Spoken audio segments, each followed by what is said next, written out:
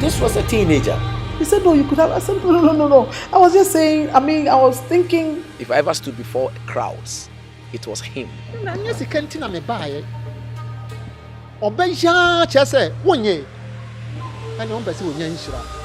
was no surprising that, the youth got so close to him, and he really fired them on. He doesn't care. When you come to his house and he's eating, he will invite you to come and sit by the dining table and say, oh, come and also dine with us. Always want to come down to the people.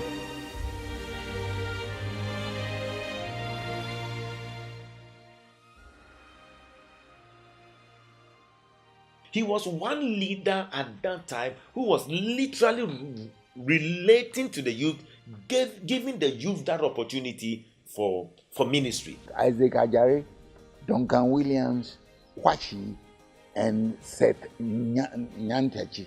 These are the 4 first trainees. Interesting enough, when they came, they all started work with the full gospel. Archbishop himself has said that there were days that the Mensah would take him to Aburi Gardens to show him how to pray and also pray with him. One of the memories I remember so closely was we went to Aburi on ourselves to pray for fasting and prayer. And here was the late Right Reverend E.A. Mensah also in the garden all by himself seeking the face of the Lord and praying. That left a very strong impression on me that this man is a man of strong prayer. Reverend Dr. Ofosu-Appiah in America, he has one of the largest churches in America. He was trained under the leadership of Brother Mensah. His impact on the current leadership of charismatic churches is undeniable. When I have personal conversations with quite most of the fathers today, every one of them at least makes reference to him. There has been some great impact, with people like the Archbishop today, really was given a platform. Some like Dr. Kingsley Fletcher, who was in Tema, Dr. Mensah Tabo was all in Tema. There was opportunity where they were just being connected, to what we describe the Site 21 revival. Full gospel had great impact on the young men in the church. Some of them are not in Ghana again. They are somewhere else. They're doing the Lord's work. I remember very well that somewhere before I got married in 1998, I took my wife to go and visit him. And after he had prayed with us, he said to me that even though I've started something here, my ministry is more in Europe. And at that time, I hadn't traveled. There was no indication of that. And today, I have churches across Europe. Archbishop went to Archbishop Benson Idahose's Bible School. And then when he came down, he came to Full Gospel Evangelistic Ministry to the late Reverend Dada Mensah. And he had wanted to work with him. But then he fellowshiped there for a while. And when he made his intentions known, because of course he came with some of the students who were sent there then, so he wanted to work with him. So he told him that he felt he would do better if he should establish his own church. Duncan Williams had become so much fired up that, he was staying around the airport, Patrice Lubumba Road area. So he got so close to the airport and so close to the International Students Hostel. So that place was given to him to really evangelize. And he also came on fire following the example of Reverend Mensah, doing open air preaching at the airport mainly and at the students' hostel. It wasn't easy. So he had invitation to preach at so many different places.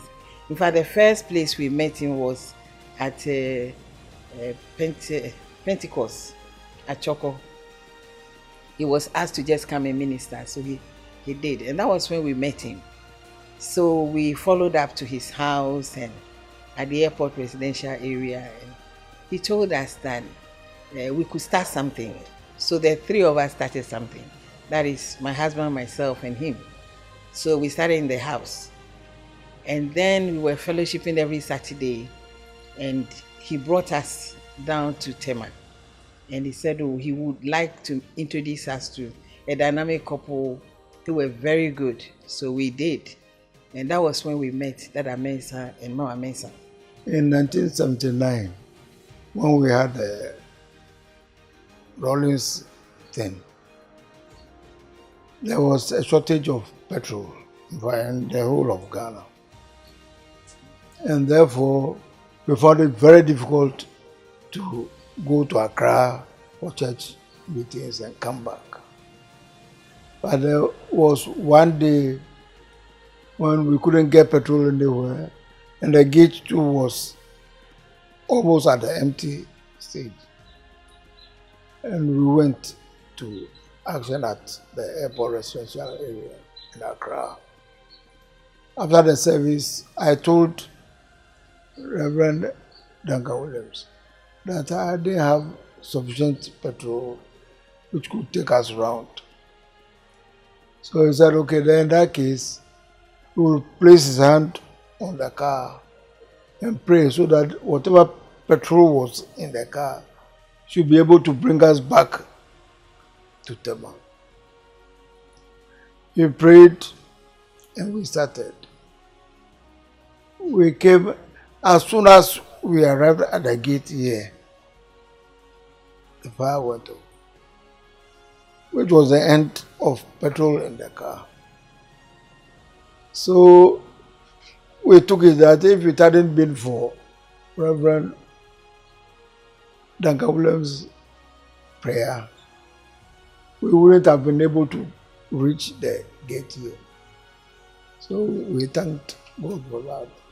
And but when we told him this story, he said, and if that was the case, it would be better for us to find a church in Tema to attend, so that we wouldn't have to travel all the way to Accra anytime we wanted to fellowship. So he introduced us to the Reverend Mensah. When we joined the Full Gospel Evangelistic Ministry, I would say that the founder and the wife were so friendly. We struck an acquaintance almost immediately and we were quite happy there. So we emigrated from Action to Full Gospel. Mind you, by then it hadn't really established, like the Action was not really fully established, but Full Gospel was at that time. You see, that reign when the church was founded, and people just believed that this Full Gospel thing would never see the light of day. It wouldn't, because people would not attend a church that they are older than. And the old man, the Papa, was just driving this ministry. He was able to persuade people to believe that, look, this is God. God is doing something.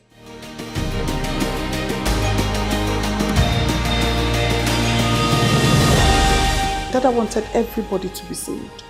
Any book they read which they felt we would be interested in knowing more about the faith, they sent it to us and we read it.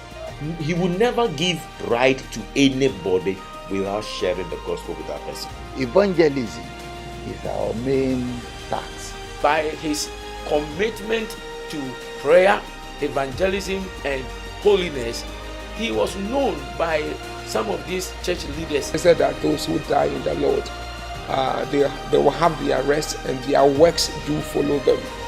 And he made emphasis on their works following them. So let us go back to the foundation to bring prayer back into the pulpit. And the prayer that we pray will bring a lot of changes in the pews.